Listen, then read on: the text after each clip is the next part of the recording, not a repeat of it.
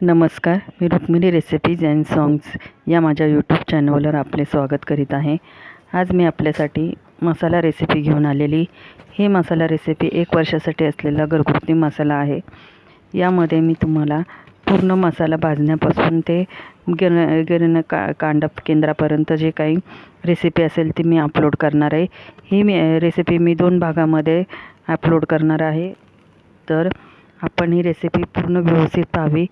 आज या रेसिपीमध्ये मी तुम्हाला जे मसाले भाजले आहेत ते कशा प्रकारे आणि ते कितीपर्यंत भाजावेत याची मी डिटेल माहिती सांगणार आहे। तर आपण मसाले भाजताना त्यासाठी लागणारं तेल हे किती प्रमाणात घ्यावं आणि मसाले काळे न करता व्यवस्थित भाजावेत। जसे की आपला मसाला हा पूर्णतः काळा करायचा नाही, व्यवस्थित भाजायचा। त्याला अगदी अर्धा चमचाभर तेल वापरून मी हा मसाला सर्व भाजायला लागले आहे। तर आपणही त्याच प्रकारे मसाले भाजा आणि आपला मसाला 1 वर्षासाठी पूर्णतः टिकतो।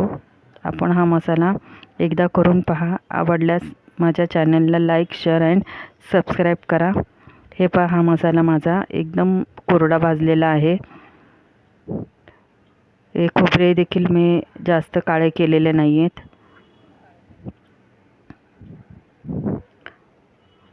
आणि हा लसूण मी अर्धा किलो आहे, तो सोलून घेतला आहे।